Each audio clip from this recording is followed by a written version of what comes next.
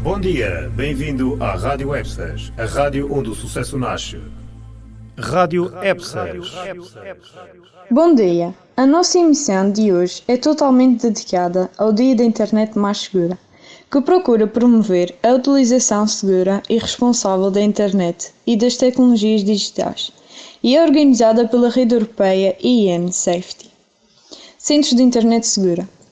Este evento tinha inicialmente um âmbito europeu, mas a realidade é que neste momento este dia é celebrado em mais de 170 países de todo o mundo e Portugal participa a partir de 2004, através do Centro de Sensibilização Segura Internet, onde desenvolveu-se diversas iniciativas, como por exemplo nas áreas da cidadania digital e a educação para os média nas comunidades educativas.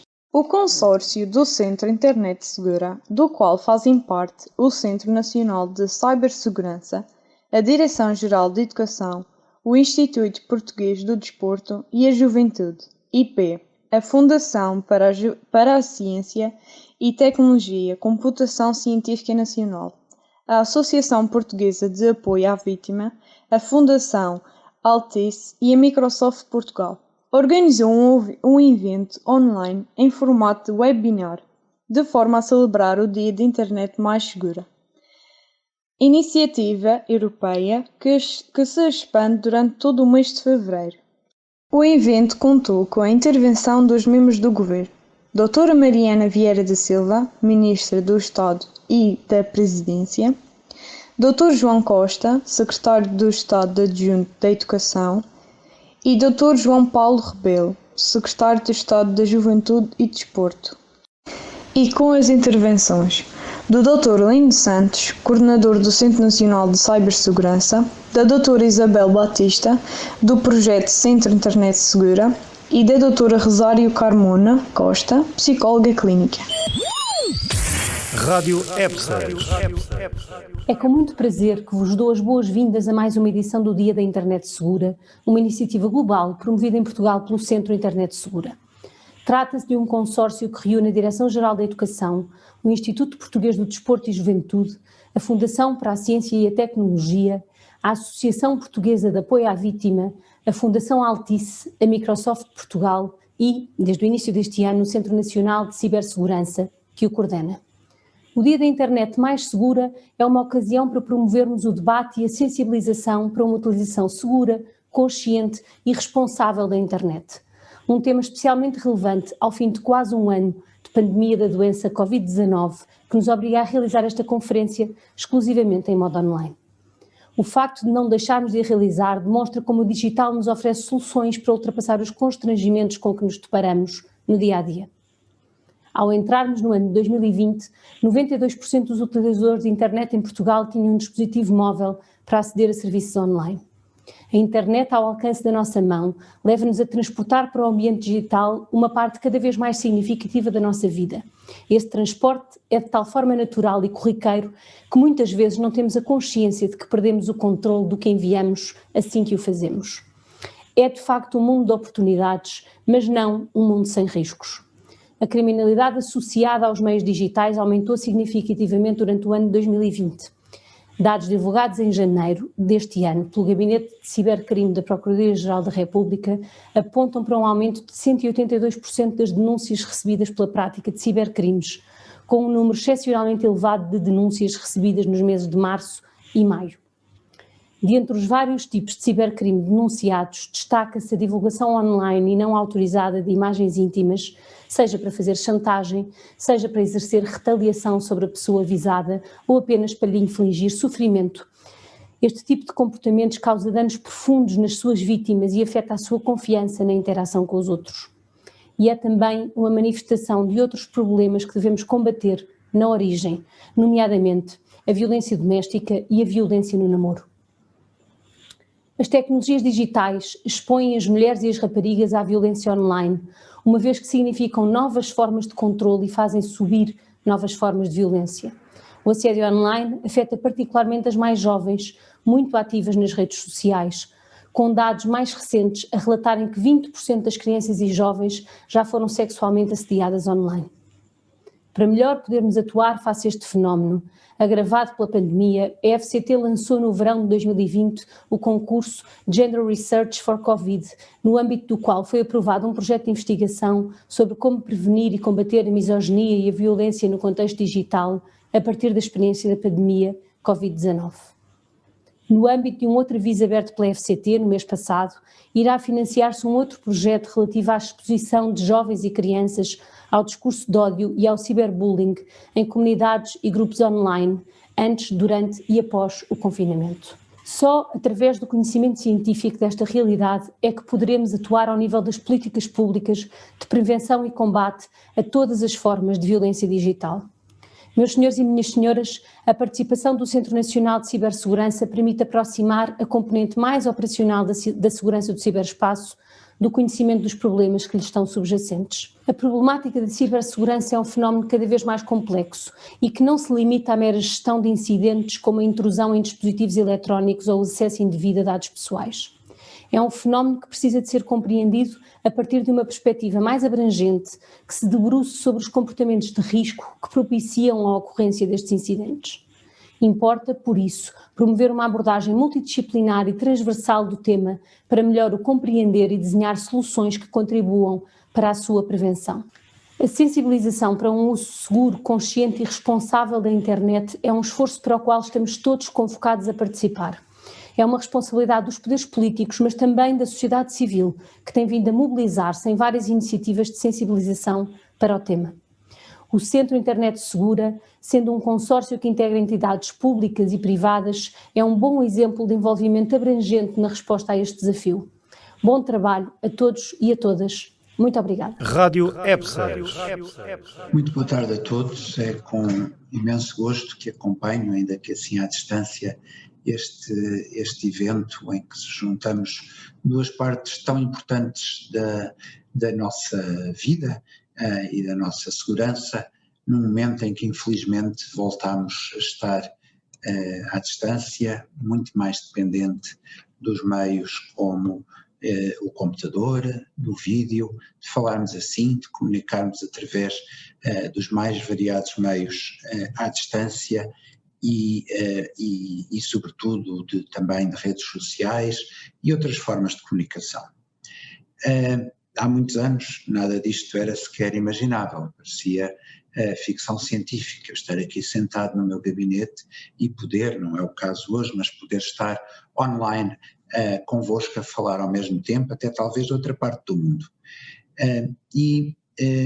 Por vezes pensamos que por estarmos a falar para uma máquina, como eu estou a fazer agora, não tenho ninguém à minha frente, tudo é seguro, não existem perigos, não existem violações da nossa intimidade, da nossa privacidade.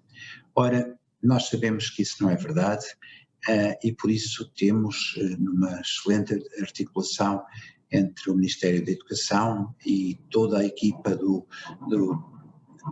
da Comissão Nacional de Cibersegurança, vindo a desenvolver já há vários anos formações, campanhas, informações sobre a proteção de cada um e dos seus direitos, mesmo quando estemos neste tipo de comunicação. Falar para uma máquina, devemos ter sempre como regra que do outro lado não está o silêncio, do outro lado está alguém. E se, felizmente, a maior parte das pessoas são benéficas, são cooperantes, também há pessoas que, tal como fora da net, podem ser lesivas para nós. E por isso, e este ano, centrando também esta comunicação nas questões da sexualidade, sabemos que, enquanto pessoas que somos, temos direito à nossa intimidade, à nossa privacidade, à nossa orientação sexual, a não ser discriminados por aquilo que somos, a não ser vítimas de perseguição pelas nossas características físicas ou por termos tido uma qualquer relação que hoje já não existe.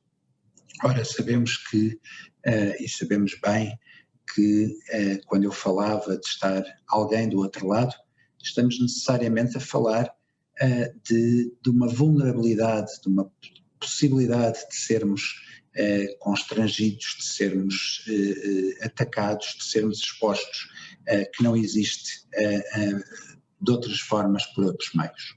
E por isso é preciso estarmos muito conscientes de que andar pela net, andar pelo mundo virtual pode ter consequências bem reais para todos nós.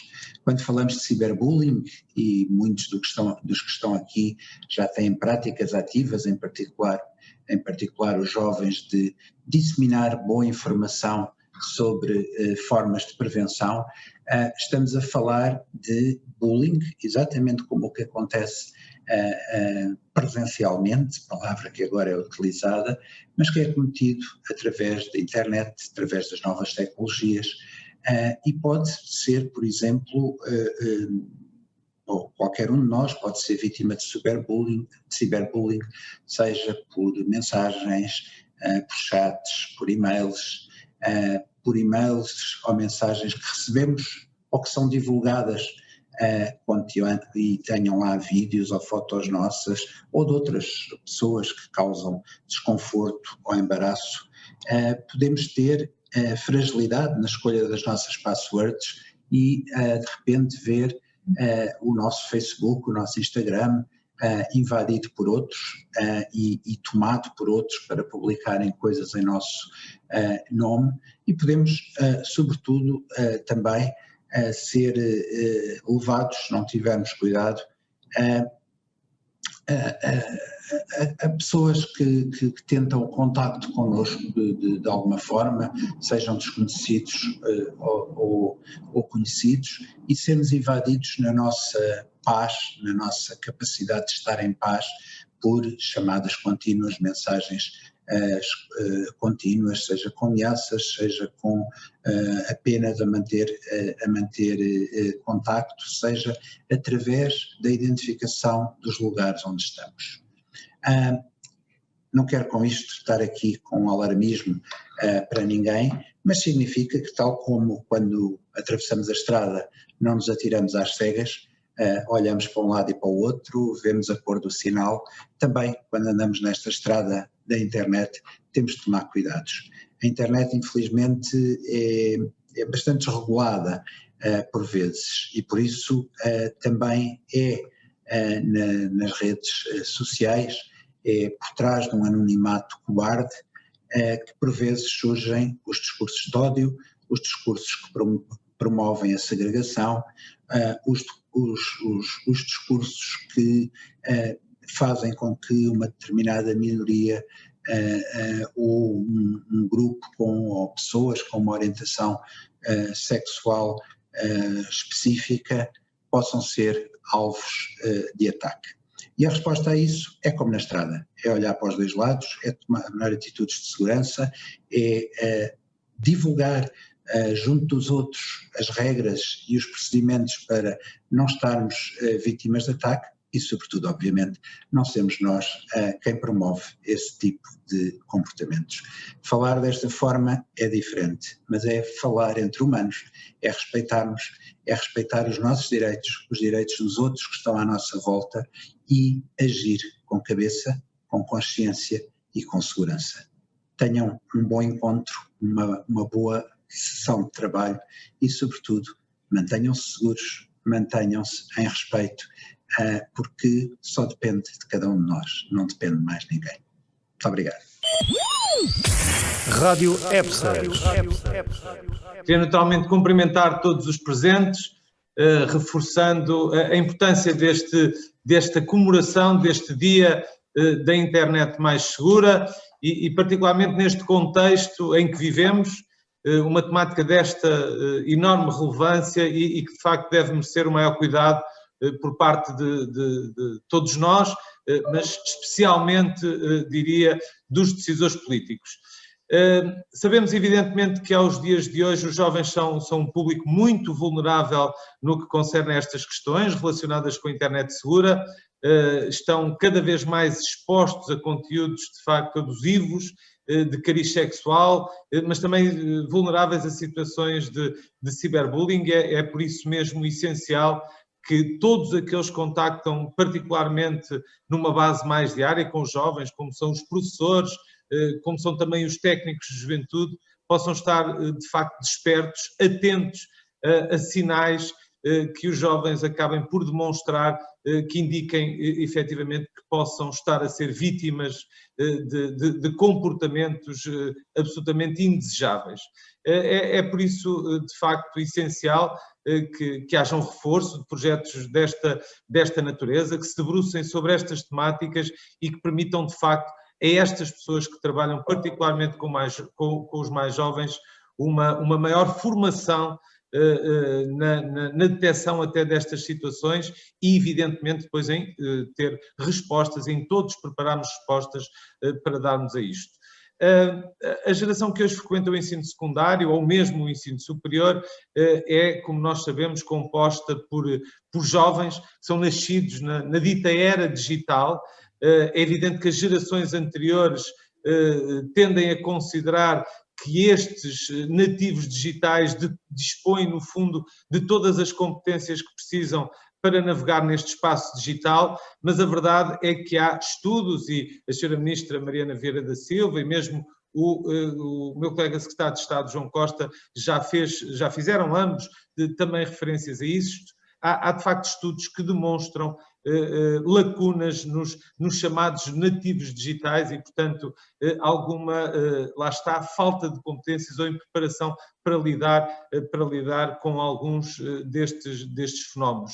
E, de facto, são os próprios jovens que estão conscientes disto, nos sinalizam esta necessidade de precisarem de projetos desta natureza, de precisarem de formação. E quero-vos dizer que eu, particularmente, que em outubro passado tive a oportunidade de participar na Conferência de Juventude da União Europeia, no âmbito de uma sessão de diálogo com jovens dos diversos Estados-membros, de facto ouvi da boca dos próprios jovens e ouvi como uma das suas principais reivindicações que era justamente tratar desta questão, no fundo, introduzir um pensamento crítico no currículo das escolas, exatamente para conseguirem fazer face a esta avalanche que hoje estamos todos sujeitos, esta avalanche de informação, particularmente no espaço digital. Este exemplo demonstra bem a necessidade de um maior investimento no desenvolvimento de competências que permitam aos jovens, para lá da prevenção de comportamentos de risco, uma maior capacidade, no fundo, de seleção deste manancial de informação, desta torrente de informação que cotidianamente nos chega e que torna, de facto, muito difícil discernir e destrinçar, se quisermos, a boa da má informação, os tais aspectos positivos que a Sra. Ministra Mariana Vieira da Silva se referia a outros naturalmente negativos que traz este novo mundo da internet. O mundo online é evidentemente um reflexo do mundo físico e, portanto, não está isento das dinâmicas que conhecemos e que conhecemos há décadas, há séculos, de exclusão, de violência, de discriminação, portanto, que estão de facto presentes na nossa sociedade.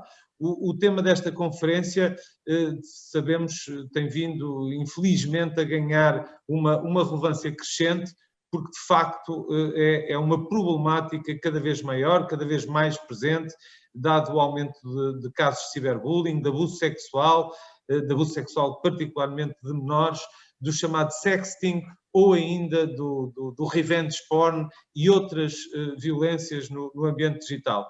Por isso cabe-nos a todos, de facto, promover uma internet mais segura e contribuir não só hoje, neste dia tão especial, mas contribuir todos os dias para uma cultura em que, de facto, os jovens e as jovens raparigas e os jovens rapazes tenham as melhores experiências possíveis, ou seja, que possam navegar em segurança. Para este efeito, temos de ter consciência das desigualdades que podem acentuar estes fenómenos, nomeadamente a desigualdade de género, no caso do assédio sexual ou da chamada pornografia de vingança. Eu, neste caso, entendo que nós, governantes, responsáveis políticos, ou nós adultos que temos responsabilidades de facto acrescidas nas nossas comunidades e nossos contextos profissionais, não nos podemos esquecer também de um nós que é um nós muito relevante.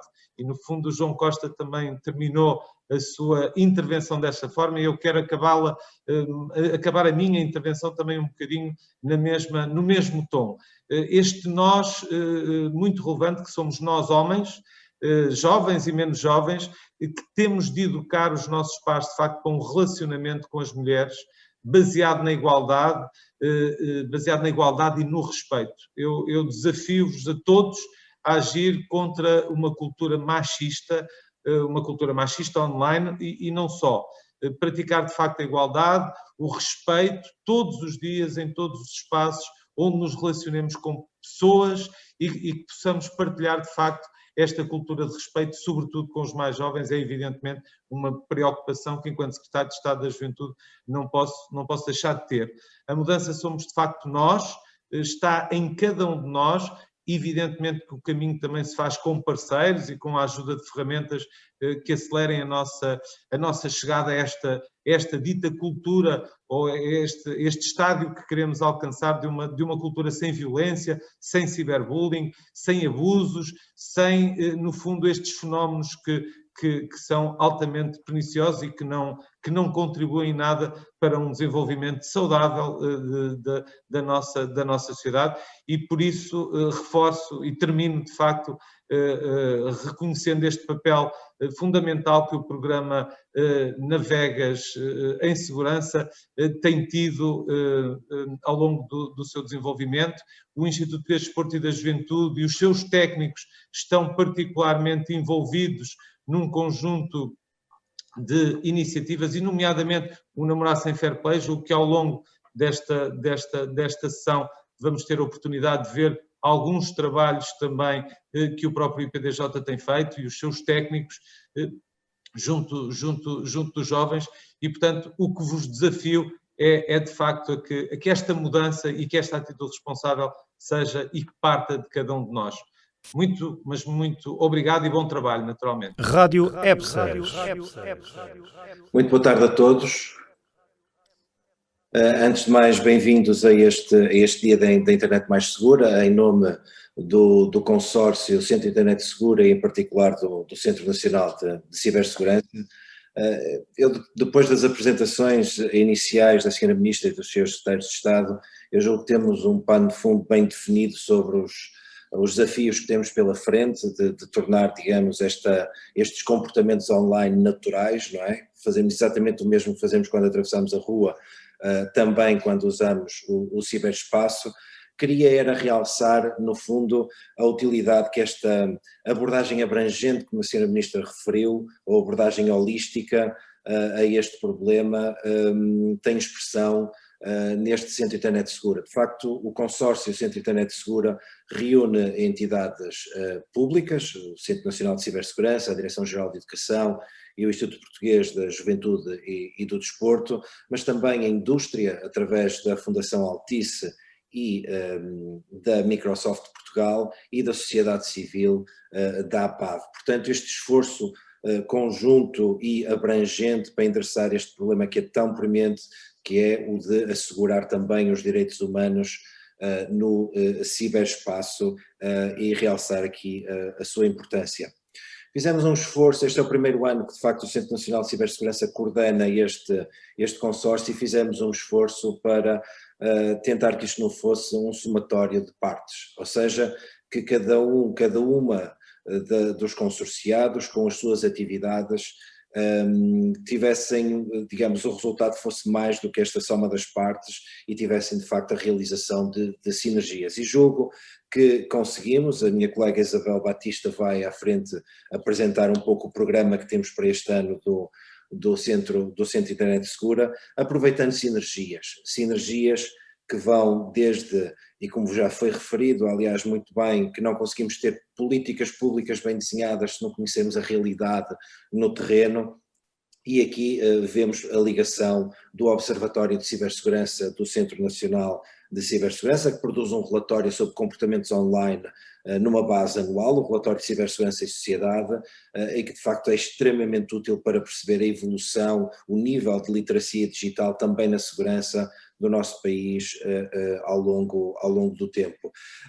Também temos sinergias importantes na área da sensibilização e do treino. O Centro Nacional de Cibersegurança já tinha, antes de abraçar este desafio, um programa de sensibilização e treino, e obviamente vemos no consórcio Internet Segura uma forma de multiplicar o alcance, quer das iniciativas dos restantes parceiros nesta área, quer as nossas próprias iniciativas através dos parceiros. Destacava aqui apenas os MOOCs online, que estão alojados na plataforma NOW, da Fundação Ciência e Tecnologia, do Cidadão Ciberseguro, focado nos comportamentos de ciberhigiene, da designada ciberhigiene, mas igualmente importante os MOOCs sobre a literacia para o combate às notícias falsas, ou às fake news, o MOOC Cidadão Ciberinformado, uma parceria com a Lusa, e mais recentemente,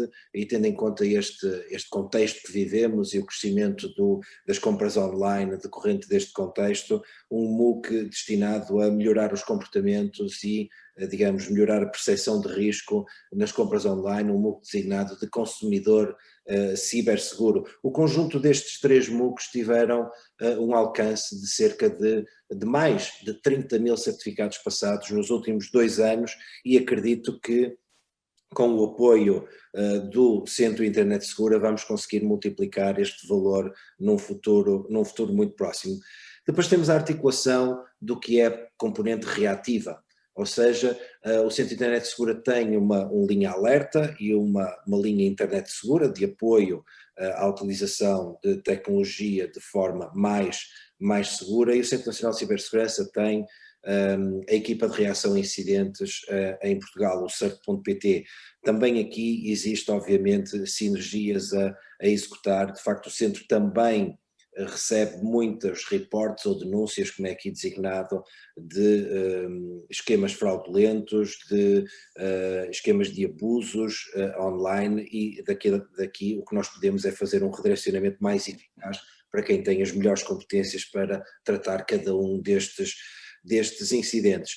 Portanto, vemos com muito agrado esta participação no Centro Internet Segura e estamos obviamente disponíveis para melhorar o seu desempenho e o seu alcance. Terminava obviamente, não podia deixar de ser, desejando uma boa sessão de trabalho a todos. Muito obrigado. Boa tarde.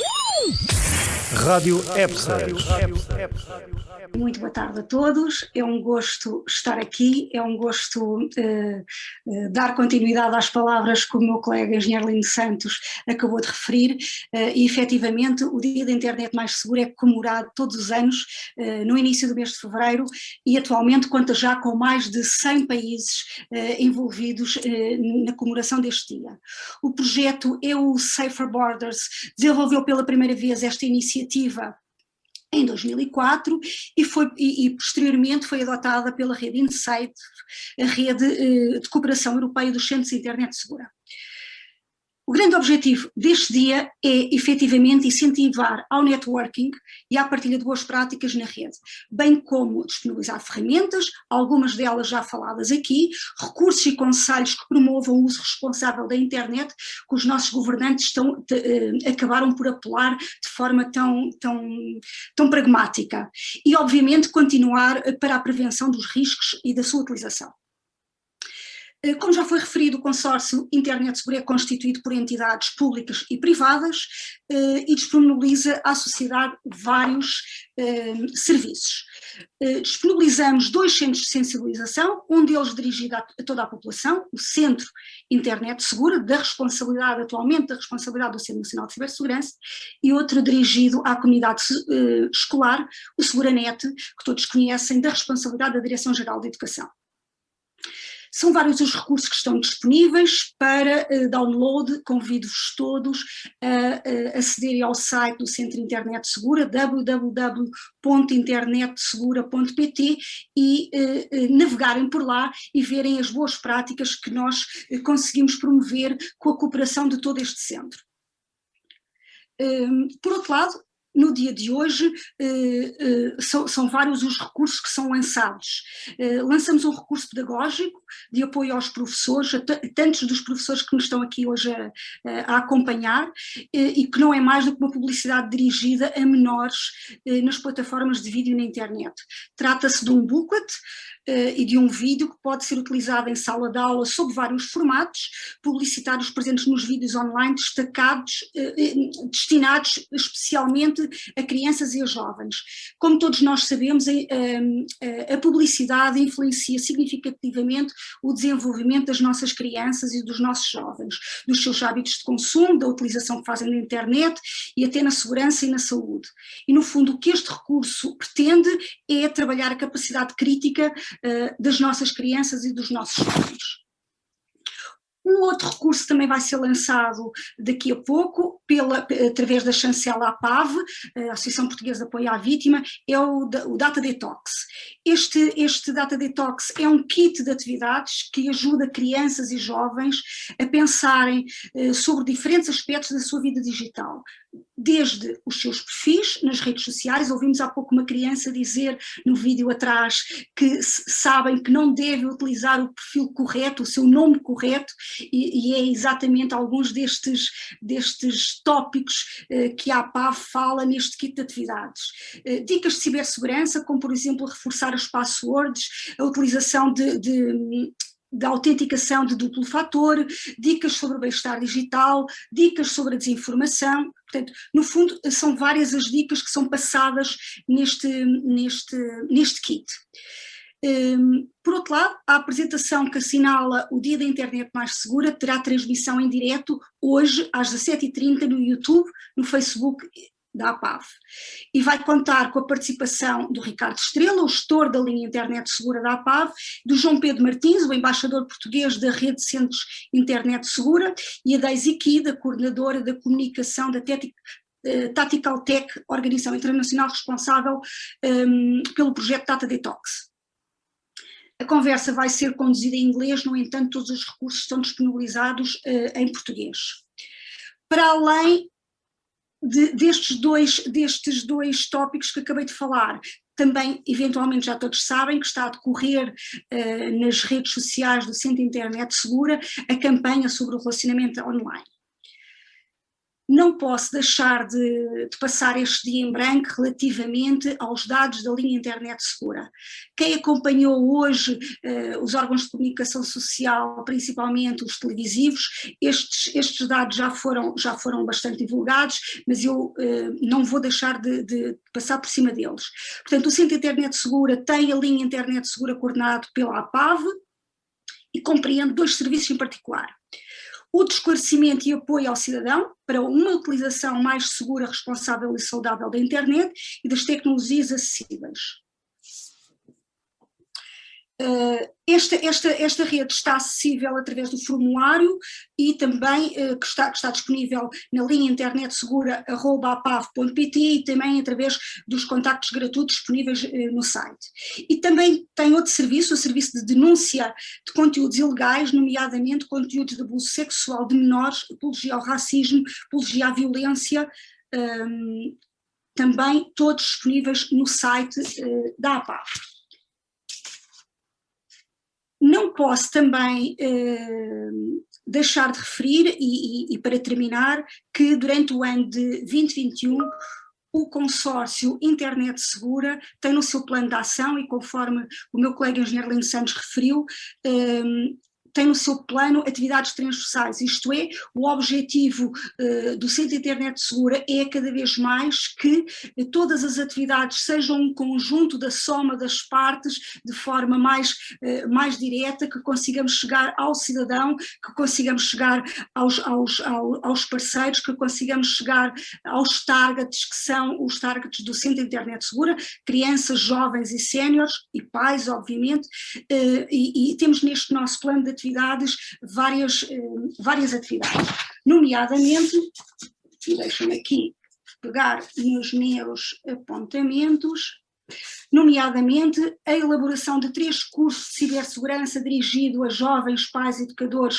e séniores, a implementação de um jogo pedagógico para ser utilizado quer em sala de aula, quer em contextos informais de aprendizagem, isto numa parceria com o CICAD, Ministério da Saúde, a elaboração também de um MOOC, de um curso de e-learning sobre redes sociais e aplicações, a adaptação de recursos do Conselho da Europa sobre literacia digital e, obviamente, continuando a desenvolver recursos sobre a cidadania digital e a educação para os mídia. Promover sempre campanhas e iniciativas de sensibilização, das quais se destacam os líderes digitais, os desafios Seguranet, a campanha do Mês Europeu da Cibersegurança. Vamos também desenvolver este ano um Capture the Flag, que convide todos os jovens maiores de 15 anos a participarem, e o plano de combate ao bullying e ao ciberbullying. Não se esqueçam de assistir também à peça de teatro ID, a tua marca na net, uma atividade desenvolvida pelo nosso parceiro da Fundação Altice, e obviamente o sem número de atividades que a Microsoft dinamiza anualmente, sempre em parceria com a GNR, com mais de 90 mil participantes e 200 escolas diferentes. Por fim, apraz-me referir que é nosso objetivo continuar a reforçar as parcerias nacionais e desenvolver com os vários stakeholders que fazem parte do Conselho de Acompanhamento do SIS, estender a nossa rede de parceiros no sentido de aprofundar cada vez mais sinergias e alavancar novas ideias e iniciativas que contribuam para uma navegação mais segura, responsável e saudável da internet. Ou seja, importa todos termos presente que o lema da campanha que assinala o dia de hoje é Safer Internet Day, Together for a Better Internet, e estendê-lo durante todo o ano. Este é o desafio que vos deixo, é o desafio que nos deixamos a todos para que este dia seja prolongado durante os restantes 300 e tal dias que nos faltam até ao final do nosso ano. Muito obrigada e continuação de bom trabalho. Rádio EBSES. Queria começar por louvar esta iniciativa. Tenho aqui esta honra de ter conseguido manipular um bocadinho a minha agenda entre o paciente anterior e este, poder vir a partilhar convosco aqui algumas daquelas que têm sido as minhas angústias e lutas dos últimos tempos. Sendo que por angústias e lutas não fiquem já todos assustados que só vamos falar de coisas más, mas a ideia também, na verdade, é que possamos todos refletir aqui um bocadinho em conjunto acerca desta temática. Vou partilhar o meu ecrã porque trago aqui algumas coisas que gostaria de refletir convosco, que eu acho que sempre aqui isto nos ajuda. Deixem-me cá ver, estou a tentar. E então, estava eu pensando aqui um bocadinho nesta temática e decidi dar-lhe um nome talvez um bocadinho invulgar, que gostaria que no final desta minha partilha convosco pudesse ficar claro, não é? Gostaria de lhe chamei a esta minha conversa convosco, que às tantas nesta modalidade online é quase um monólogo convosco, um plural importante. Nesta fase em que a nossa pirâmide das necessidades básicas parece que levou 2 camadas extra e, portanto, agora, antes de todas as nossas necessidades mais básicas, precisamos de bateria e depois precisamos de internet e de acesso à internet, eu acho que interessava muito refletirmos aqui um bocadinho de que forma é que nós podemos, não só enquanto utilizadores da internet, mas também muitos de nós enquanto pais e educadores, professores, como é que podemos repensar aqui algumas das nossas práticas e como é que nós podemos continuar a promover o bem-estar e o desenvolvimento adequado dos nossos jovens. E portanto foi muito engraçado, eu tenho partilhado isto muitas vezes, quando eu comecei a falar deste tema nas escolas e nas turmas em 2012, 2013, e portanto já vão 7, 8 anos, havia aqui quase uma ingenuidade minha de me dirigir muitas vezes só ou exclusivamente aos jovens, e quando foi de facto muito, muito enriquecedor começar a perceber que eles próprios nos pediam que nos dirigíssemos também aos pais. E não consegui pensar no tema deste nosso encontro da sexualidade e dos comportamentos de risco sem, óbvia e necessariamente, refletirmos aqui um bocadinho sobre a adolescência. E, portanto, no meio de um painel tão rico e de tanta qualidade, pensava eu, mas que raio poderei eu ter para acrescentar? E então fiz-me aqui valer desta minha formação em psicologia e como psicoterapeuta e membro da Sociedade Portuguesa de Psicoterapeutas e da Sociedade Americana de Psicologia, e acho que se calhar era bom podermos refletir um bocadinho sobre os desafios que de facto a adolescência enfrenta, não é? É tão giro quando nós trabalhamos com os adolescentes e que chegam muito nesta fase em que os pais ainda querem entrar porque ainda os veem como bebés, eles já querem ser tratados como crescidos, mas depois na hora da verdade são eles próprios que fogem aqui para o lado da esquerda a precisar de ser acolhidos e tratados e desculpabilizados como crianças que ainda se sentem, e os pais que se esquecem das suas características do desenvolvimento e, portanto, exigem-lhe às vezes comportamentos para os quais eles ainda não estão preparados. E então nesta ótica quase psicológica eu gostava muito de despentear aqui um bocadinho os nossos ouvintes para refletirmos o que é que realmente está a acontecer na adolescência, no final da adolescência e início da idade adulta, e que depois poderá, quando fizermos aqui um cruzamento com as características da internet e do mundo online, acabar por tornar-se num cocktail que pode ser explosivo ou, na verdade, que pode até resolver-se bastante bem. Então, gostaria que pensássemos aqui um bocadinho naquilo que são, do ponto de vista das teorias psicológicas, o que é que está a acontecer e quais são os desafios, não é?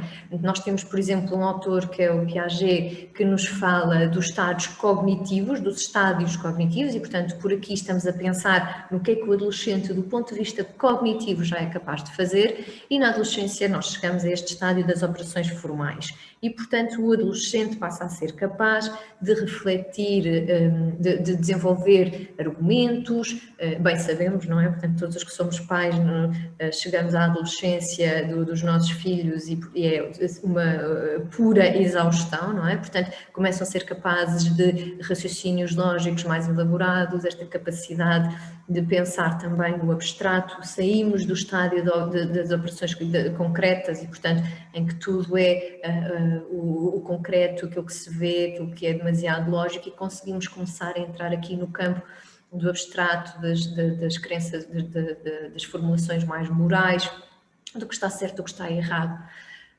E depois, do ponto de vista das teorias, portanto, isto seria as teorias cognitivas, e do ponto de vista das teorias psicossociais, portanto, nós em relação, temos aqui também dois grandes desafios, e, portanto, o autor, o Erikson, fala-nos aqui quase, vou tentar sempre falar aqui de uma forma bastante simplificada, mas no fundo é como se cada fase do desenvolvimento nos colocasse um desafio, que se bem resolvido nos dá uma certa virtude, que se mal resolvido nos dá o outro lado da moeda, não é? E, portanto, que diz-nos o Erikson que na idade da adolescência, assim, o grande conflito será este, da identidade versus confusão, não é? E, portanto, esta é uma fase em que nós nos buscamos, em que precisamos de nos conhecer, que precisamos descobrir quem somos, e que quando este desafio ou quando esta necessidade normativa não é bem satisfeita, nós podemos criar aqui traços de personalidade mais difusos, confusos, quem somos, portanto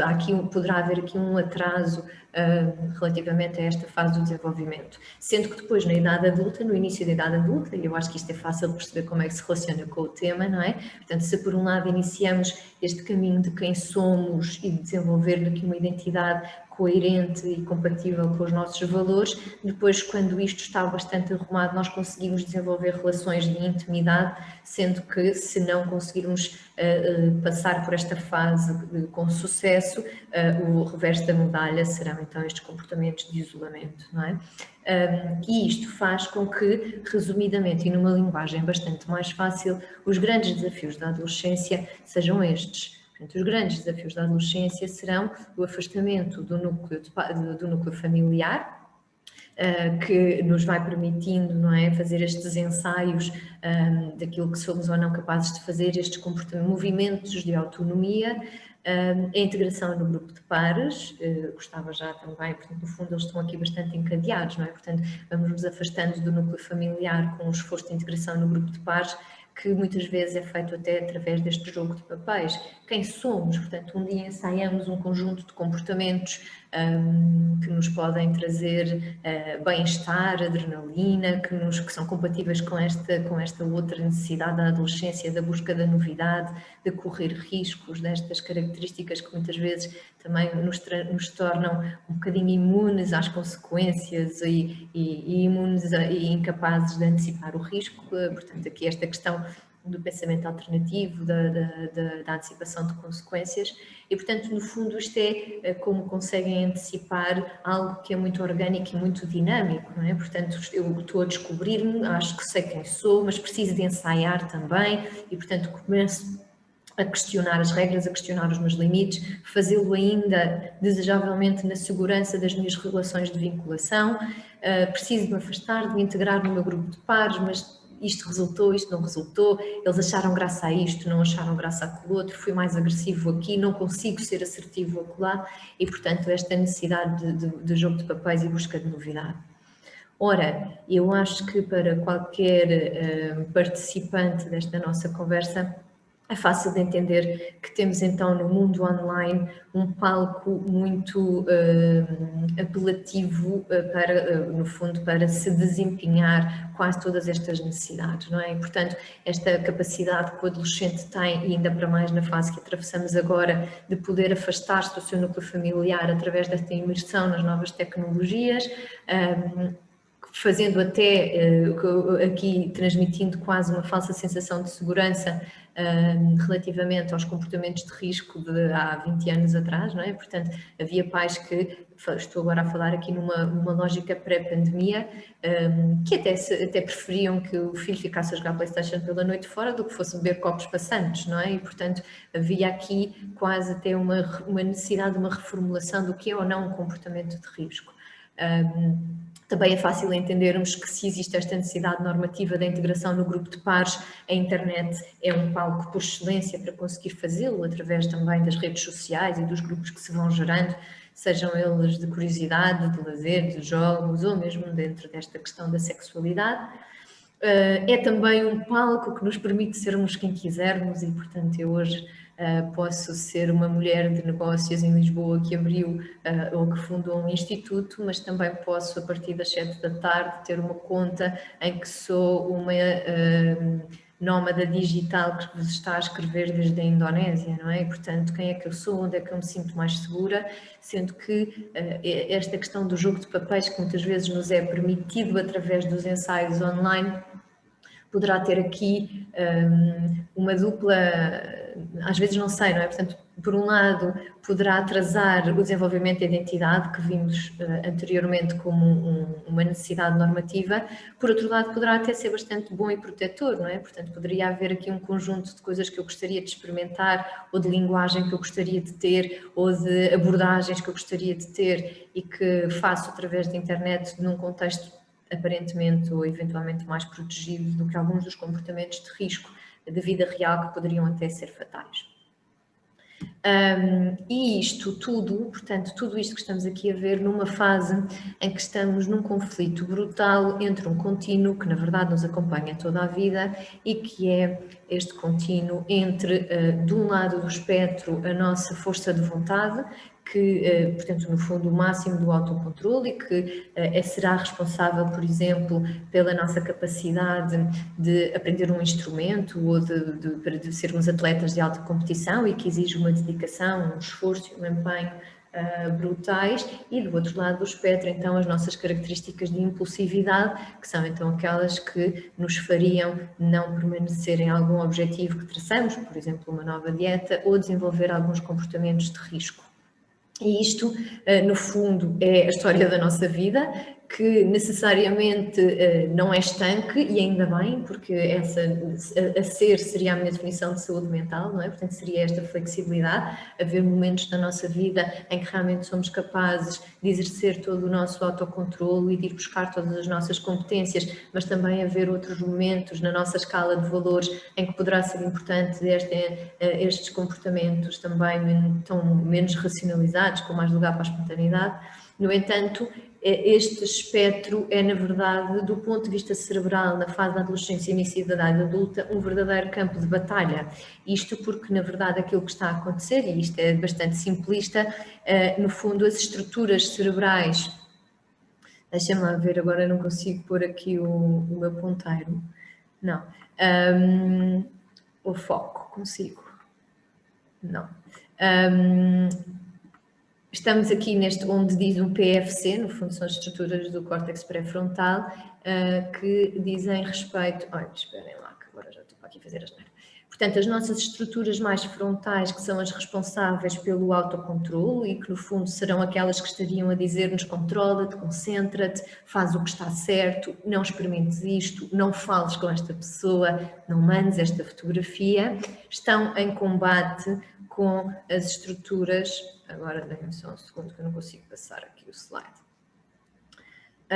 Com as estruturas dos circuitos de recompensa, que são as estruturas límbicas mais relacionadas com a emoção e que, no fundo, aquilo que nos estão a dizer, não, meu amigo, tu fazes o que bem te apetecer, faz aquilo que te sabe bem e faz agora, nem é para esperar, não é? Portanto, no fundo, isto é o que acontece constantemente no nosso cérebro, sendo que na adolescência os estudos de imagem do ponto de vista cerebral revelam que as estruturas frontais e, portanto, estas do autocontrole estão pouco maduras e bastante adormecidas durante esta fase, e os estudos de imagem mostram também que, por outro lado, estes circuitos de recompensa e de recompensa imediata estão a bombar, não é? E, portanto, quando vemos aqueles estudos de imagem do cérebro com as cores quentes e frias, nós vemos estas estruturas emocionais de busca da novidade, de busca da recompensa, do imediatismo muito ativadas. Portanto, às tantas, é quase aqui uma luta biológica que nós travamos quando convidamos os adolescentes e os jovens adultos.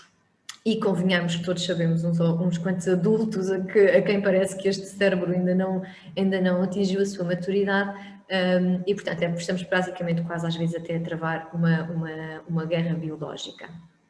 E isto faria aqui se calhar então a ponte com aquilo que serão ou não comportamentos de risco online e, portanto, não deixa de ser interessante que dentro de, juntando agora, não é? Portanto, eu vou sempre fazendo esta viagem aqui um bocadinho aos slides anteriores e, portanto, juntando aquilo que, do ponto de vista das teorias, está a acontecer, não é? Portanto, do ponto de vista das teorias, o que está a acontecer é o desenvolvimento da identidade, é esta busca pela novidade, é esta necessidade de relações de intimidade que, caso não sejam resolvidas, nos condenam aqui a comportamentos de maior isolamento.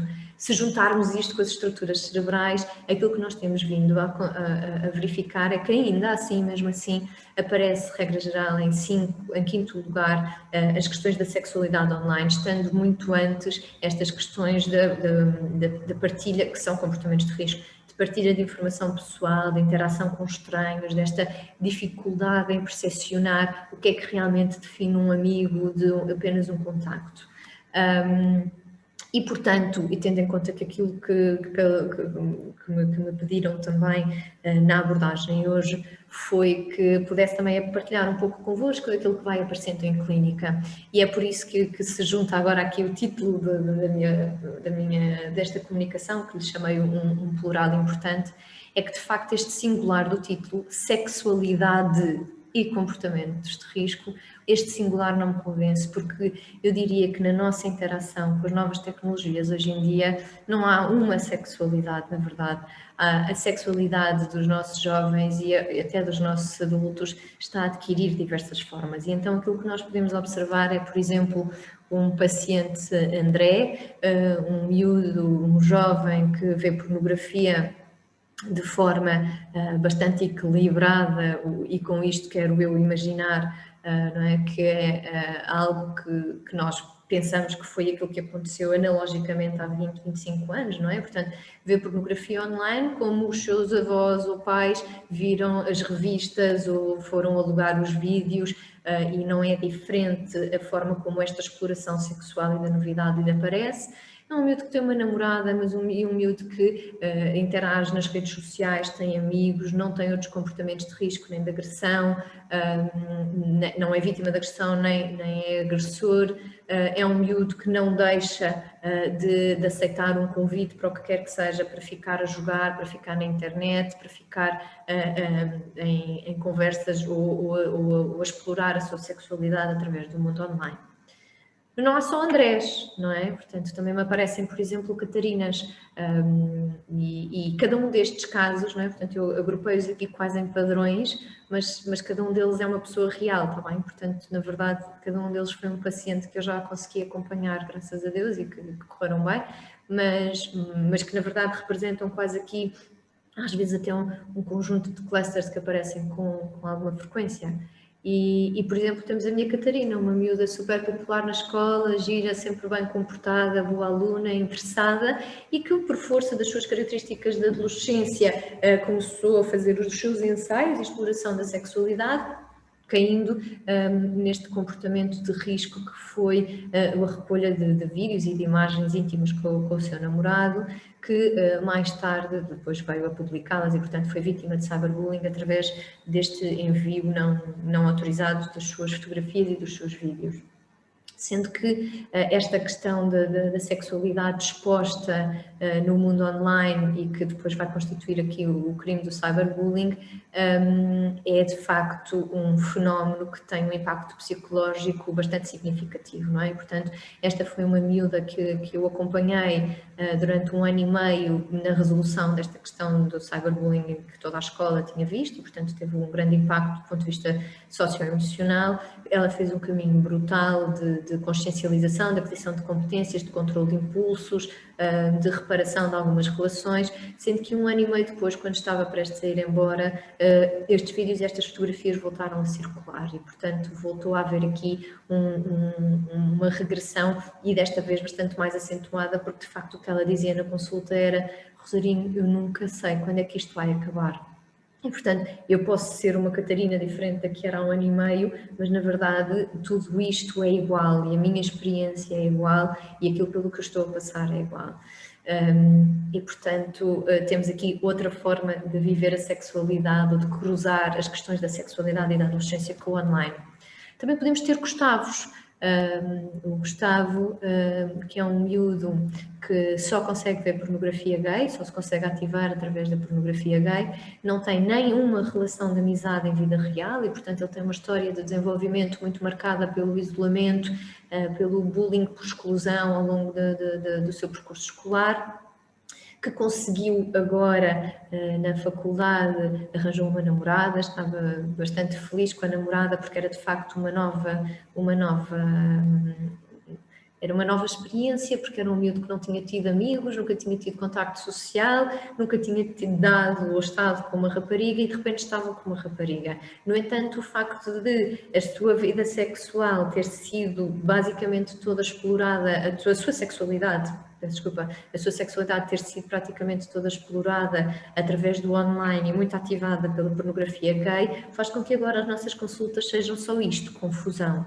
Não é? Quem sou eu? O que é que eu gosto? Mas eu estou muito apaixonada e eu consigo ter uma relação com a minha namorada, mas na verdade até hoje foi só isto que eu vi, a internet, e foi a única plataforma, o online foi a única plataforma onde eu explorei a minha sexualidade e que conduziu e está a conduzir neste momento a uma perturbação de fobia de evitamento, não é? Portanto, fica muito ansioso cada vez que se expõe a homens, sejam os homens da família, porque tem imenso medo de que o facto da sua sexualidade ter sido explorada online através da visualização destes conteúdos façam questionar a sua identidade.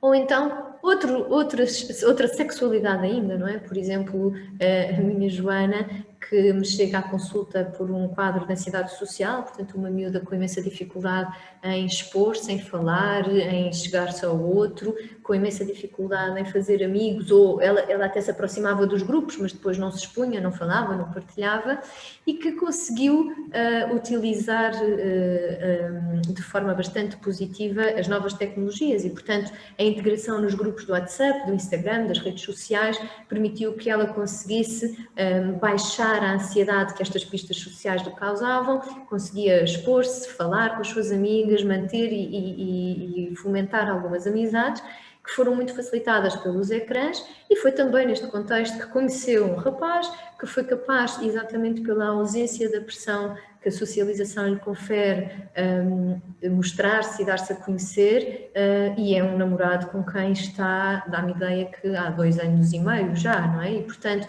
esta sexualidade que começou por ser explorada e muito facilitada pelo online, de facto depois teve aqui de forma muito feliz uma extensão para o mundo real.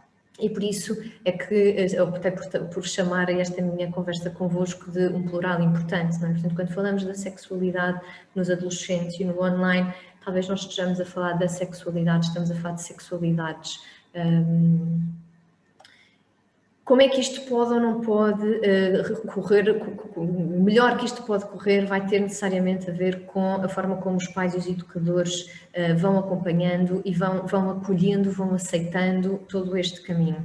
E, portanto, eu diria, e também na sequência do pedido que me foi feito enquanto nesta comunicação era que falássemos um bocadinho do papel dos pais e dos professores, e, portanto, eu gostaria de começar por aqui, não é? Portanto, a primeira grande consciência é de que, eventualmente, se estamos a ter algum adolescente em casa, algum jovem adulto a evidenciar alguma dificuldade, podemos começar por refletir, isto não é uma equação mágica, mas podemos começar por refletir se nós não estaremos também por detrás deste problema, a promover este problema, ou se, pelo contrário também, ou não é pelo contrário, é complementarmente, poderemos estar demasiado focados naquilo que nós achamos que é o problema e estar-nos a escapar aqui uma série de outras coisas, não é? Como este gato que olha para a jaula, pode sair por onde ele quiser, mas está demasiado focado no problema e, portanto, se calhar os primeiros pais e os professores, educadores, todos nós que também vamos fazendo, temos esta responsabilidade no desenvolvimento dos jovens e dos jovens adultos,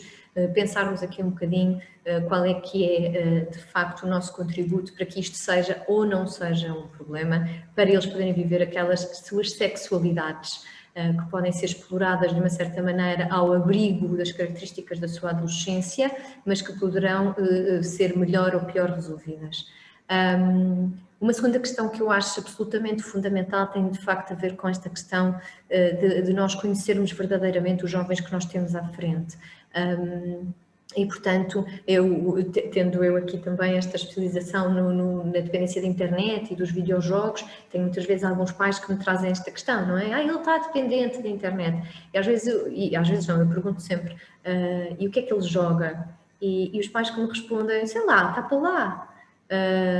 Ou, por exemplo, quando me trazem adolescentes que estão com o humor alterado, mais deprimido, mais ansiosos e que dizem e que põem este foco no excessivo nas redes sociais. Qual é a rede social que tem?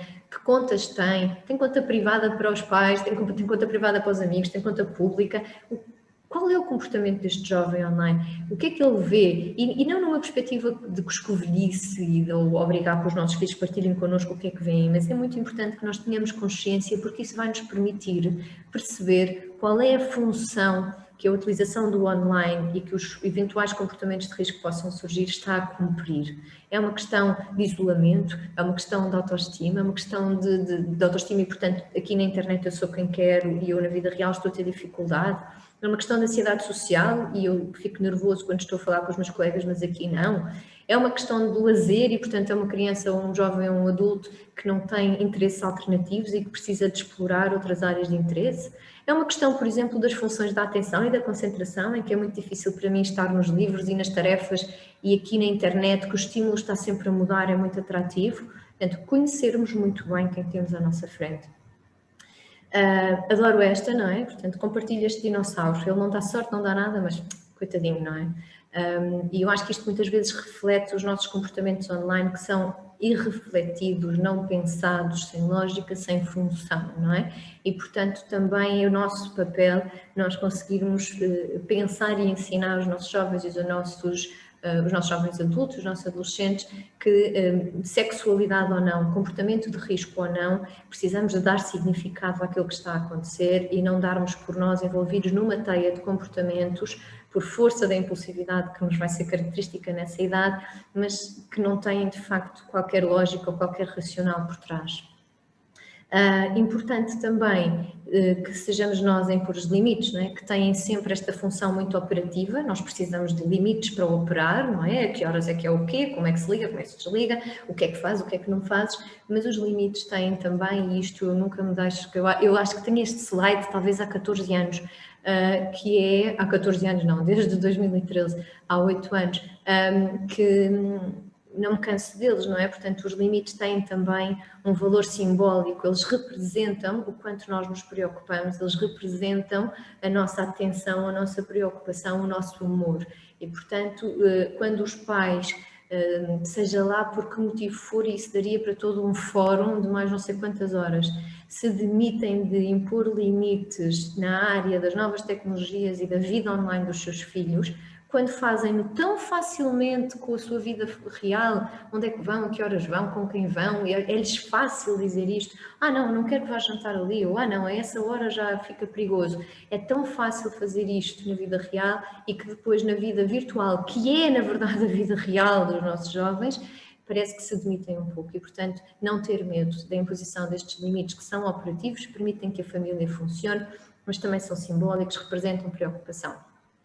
E por fim, para mim também até dos mais importantes, esta ideia de nós próprios sermos o exemplo enquanto educadores, não é? Nós abrimos o Facebook e vemos muitos professores, muitos pais com desabafos também demasiado agressivos, com excesso de partilha, de informação pessoal e, portanto, na verdade, às vezes estamos a pedir aos àqueles por quem somos responsáveis para terem comportamentos que nós próprios não temos, não é? E, portanto, não sermos na vida virtual, não é? Como é que tu te defines? Bondosa, paciente e sincera? A sério? Sempre? Não, quando estou no Facebook, não é? Portanto, nós precisamos de ser aquilo que somos e não sermos outra coisa na vida virtual, porque isso também constitui um fator de risco.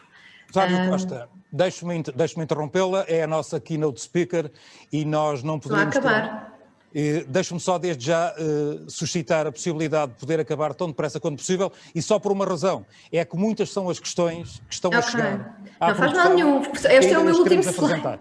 Este é o meu último slide, não se preocupe, que eu sou muito respeitadora do tempo. Tinha-me dito que eu tinha aqui até às 4, mas este é o meu último slide. Faça o número de perguntas que temos para lhe colocar. Não se preocupe, eu sei que sou muito faladora, mas vamos a isto. Então, pronto, e era assim que eu queria terminar, não é? Dizendo que às vezes estas sexualidades novas e vividas, estes comportamentos de risco, fogem-nos aqui um bocadinho do controle relativamente àquilo que planeámos, não é? E, portanto, de repente estamos todos aqui hoje reunidos numa terça-feira à tarde a pensar nisto tudo que está a fugir-nos aqui um bocadinho daquilo que nós imaginámos que ia ser, mas se calhar e às tantas, na verdade, apesar de não ser o que queríamos, pode ser aquilo que nós precisávamos para que possamos parar e olhar para os desafios que esta nova geração nos está a trazer. Rádio EBSES. E nós, efetivamente, temos várias questões para lhe apresentar e ainda assim arrisco-me a recordar a quem nos acompanha que ainda podem colocar questões, apesar das muitas que já entraram. Essas questões podem ser colocadas através do número do WhatsApp, do 968-613-586, para que então possamos ainda colocar algumas das questões. Eu, desde já, tomo a liberdade de colocar a primeira. Essa primeira questão passa por perceber, Rosário Costa, se temos dados já suficientes, com base nos exemplos que nos trouxe dos Andrés, das Catarinas, deste país e deste mundo, se temos dados suficientes para perceber se este tipo de vítimas de comportamentos de sexting, de cyberbullying, podem ficar com mazelas psicológicas de mais longo prazo do que aquelas que eram feitas ou são feitas no contexto offline. Ou seja, a pegada digital pode ter aqui uma preponderância maior nos custos, na recuperação, na incidência, nas repercussões que pode vir a ter no perfil e na vida do adulto. Sim, eu acho esta uma excelente pergunta. De facto, os estudos longitudinais ainda não nos permitem tirar assim conclusões com muita robustez, porque eu também vejo, sendo a internet algo tão recente na nossa vida, isto na história da ciência é um bebé. Mas há aqui dois fatores que eu acho muito importantes na sequência da sua pergunta. Antecipa-se que realmente sim, que realmente estas questões de tudo aquilo que se passa online, da agressão online, do cyberbullying, do sexting, da exposição, que possa ter um impacto muito superior. Em primeiro lugar, já se começa a perceber isto na taxa de suicídio, que tem vindo a ser descrita como 3 vezes superior relativamente à taxa de suicídio de vítimas de bullying analógico, bullying de vida real. E, portanto, em termos de quando se compara vítimas de bullying com vítimas de cyberbullying e as taxas de suicídio, temos uma taxa 3 vezes superior. E aquilo que tem vindo a ser descrito e avançado é que eventualmente se deve a 2 fatores. O fator palco, e portanto existe aqui esta ideia de que se eu sou agredida, por exemplo, no recreio da escola ou no refeitório, vê quem lá estiver, mas se eu estiver a ser agredida ou humilhada online, vê no fundo o palco é potencialmente infinito. E a noção do controle, e portanto existe, ainda que pouco controle no bullying, mas existe aqui uma percepção de, nem que seja pelo evitamento de ir à escola, pelo evitamento de ir a alguns contextos, que quando sabemos que vamos ser agredidos, no cyberbullying existe uma total ausência de percepção de controle, não é? Portanto, eu não sei quando é que vou circular com as minhas, eu não sei quando é que vou ser agredido, quando é que vou receber mensagens que me ofendem, que me magoam, que me denigrem, e esta percepção da ausência de controle, não é? Portanto, o palco e o controle serão 2 fatores que estão aqui a ser muito estudados como potencialmente traumáticos e que tornem todos estes casos com um impacto psicológico mais acentuado. Uma outra questão, Rosário, que permita-me desde já, e que eu tento aqui sintetizar de alguma forma e das várias que nos chegaram, é tentar perceber se as redes sociais, tal como as conhecemos hoje, são invariavelmente autoestradas de informação que aproximam os que estão longe, mas afastam os que estão perto. Ou seja, será que as redes sociais, nomeadamente no período de confinamento em que vivemos, têm que necessariamente ser vistas como aquelas que cortam o diálogo na família e naqueles que cara a cara se continuam a encontrar? Ou seja, deixe-me ir até um pouco mais além e olhar para a minha geração, quando eu também era mais miúdo. Na altura, dava-se conta que as televisões, quando invadiam o nosso lar, invadiam a nossa sala de estar, cortavam a comunicação na família. Eram elas que faziam, estas televisões, quando começaram nos anos 80, 90, a ter grande presença na casa dos portugueses, tinham por missão afastar as pessoas. Mas agora percebemos que muitas vezes a televisão consegue já ser o fator agregador da família e aquele que volta a dar uma coesão ao momento e ao espaço familiar. Quanto às redes sociais, no futuro próximo, temos que as diabolizar necessariamente ou elas também podem contribuir para fazer crescer e consolidar o contexto familiar? Sim, eu acho também, mais uma vez, não é? Quando apareceram as televisões... Olha, primeiro, antes disso, quando apareceram os jornais, ou quando apareceram os livros, achavam que o jornal acabava, não é? Ou quando apareceu o jornal, achavam que os livros acabavam. Depois apareceu a televisão, achavam que acabava a imprensa escrita, que acabava, as pessoas deixavam de ler e que as famílias também acabavam. Eu acho que nós, enquanto seres humanos, temos esta capacidade extraordinária de nos reinventarmos e de nos repensarmos, e eu acho que este é o momento de repensarmos as práticas educativas. Não acho, aqui tenho alguma dificuldade só em chamar-lhe redes sociais, porque eu chamaria quase os ecrãs no geral, porque alguns dos nossos miúdos são redes sociais, mas depois haverão outros que é através do jogo virtual, mas pronto, esta questão dos ecrãs e sobretudo os ecrãs de utilização pessoal, porque está cada um no seu, não é? Poderão de facto ter um potencial...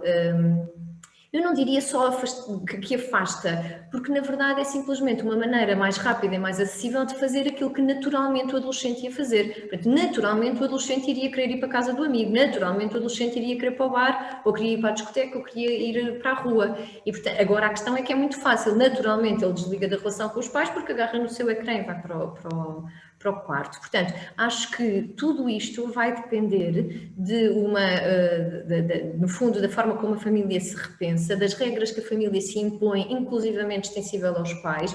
Não é admissível, quer dizer, se nós já estamos a permitir os ecrãs naquele momento, não podemos nós também estar a receber os e-mails de trabalho e a dizer que é só muito rápido e que vamos fazer, é só um segundo. A partir do momento que há um ecrã no meio de uma relação, já estamos a competir pela atenção com o ecrã, não é? E, portanto, eu acho que não acho de todo que tenhamos que diabolizar de maneira nenhuma. Acho que existe um potencial infinito nas novas tecnologias e nas redes sociais.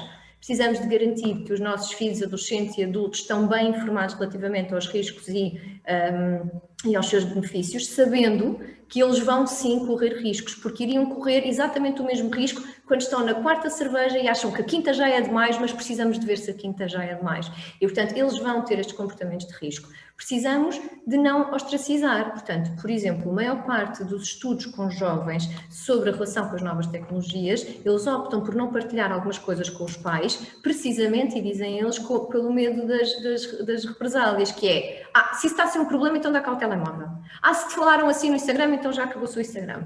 Ou, bem, estás sempre com isto, então vamos tirar. Mas isto é uma prática punitiva que, na verdade, não ensina competências. Portanto, nós precisamos de ensinar competências e precisamos de nos constituir como um lugar de segurança. Se correu mal, se deu muito disparate, é aqui que tu podes vir pedir ajuda, não é? É aqui que nós podemos reinventar. Se tu vês muita Netflix, diz-me o que vês, talvez eu veja contigo. Se tu gostas tanto desta rede social, mostra-me e partilha comigo. E tu podes estar a ver as miúdas de biquíni, que se calhar eu vou ver coisas de decoração. Mas o facto deles sentirem que este é um lugar que é, na verdade, uma extensão da sua vida real, que é aceite, que é compreendida, que é ajudada a gerir, porque eles muitas vezes também ficam muito aflitos. Ainda no outro dia um adolescente entrou-me aqui adentro a dizer: hoje não podemos falar daquilo que costumamos falar, preciso da sua ajuda para resolver aqui uma coisa. E que era de facto uma coisa que quase fico quase a mãe dele, não é? Fiz com ele o que faço com os meus filhos, mas onde ele não se sentiu à vontade para falar com os pais deles, não é? Portanto, é importante que tenhamos esta atitude de aceitação e de compreensão de que este é um mundo novo, que eles próprios também estão a explorar. Vou só arriscar-me a acrescentar aqui uma coisa que eu acho interessante. Nesta ótica da utilização, neste período de pandemia, os adultos, curiosamente, adaptaram-se muito melhor à vida online e, portanto, andávamos todos aqui a cantar de galo, de que os miúdos é que gerem mal as tecnologias, de que os miúdos é que só querem lá estar e que não querem outra coisa. Mas eu tive consultas aflitivas online com adolescentes meus a coçar a cabeça, com miúdos com 19, 20 anos, já jovens adultos, a dizer: eu já não aguento o virtual, não é? Eu preciso de estar com os meus amigos, eu preciso de fazer outras coisas. E, portanto, se calhar também podemos pensar aqui um bocadinho que aquilo que nós estávamos a achar como excessivo estava, na verdade, era uma parte da vida dos jovens que é nova, não foi na nossa, mas é na deles. E, portanto, nós passámos todos muito mais facilmente para o trabalho online, com tudo aquilo que isto implica, e conseguimos ir gerindo as relações com os nossos amigos, mas eles estão mesmo em sofrimento, não é? Portanto, os adolescentes nesta fase de isolamento, eles não estão assim tão felizes por estar só online, quando nós achávamos que eles só queriam este mundo de comportamentos de risco e da internet e da sexualidade, era tudo online. Eu acho que eles estão muito desejosos de poder voltar às suas tarefas de desenvolvimento. Uma nota final: é determinante que principalmente os mais novos possam continuar a brincar, ou seja, à boa maneira e à antiga portuguesa, devam brincar na rua, cara a cara, poderem esmurrar porventura o queixo, o nariz, ou seja, é isso que lhes vai dar competências também para a vida futura. Sem dúvida, veja bem, eu quando os pais às vezes ficam muito esbugalhados por não me ouvir dizer que sai o telemóvel, sai a internet, tudo isto tem que estar cá, mas tem que estar cá numa lista. Eu brinco sempre, e às vezes, olha, pode ser o desafio para estas 1000 pessoas que aqui estão, que é fazer uma lista de 10 coisas que gostamos, que não metam ecrãs. E, portanto, nós precisamos de ter estes recursos. Se, no meio disto tudo, também vamos à internet, também vamos às redes sociais, também jogamos Fortnite, etc., está ótimo. Precisamos é de outros recursos também, porque são esses que vão desenvolver as nossas outras competências que nos tornam o quê? humanos.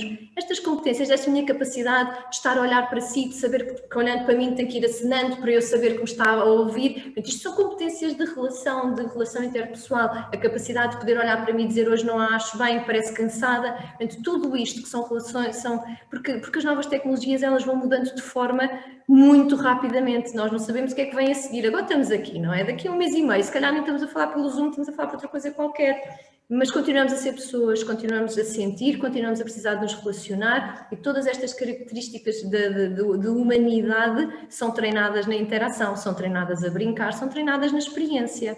Rosário Costa é psicóloga clínica, muito obrigado pela sua participação. Tal como já se dizia antigamente, nada em excesso, e é também assim que devem ser caldeadas as tecnologias. E se eu pudesse terminar esta sua participação com a banda sonora, provavelmente relembraria a quem nos vê aquele videoclipe do Video Kill the Radio Star, o que de facto não aconteceu e provavelmente no futuro também não voltará a acontecer. Muito obrigado pela sua participação. Obrigado. Rádio EBSES. Por hoje é tudo. Obrigado pela sua companhia. Até à próxima.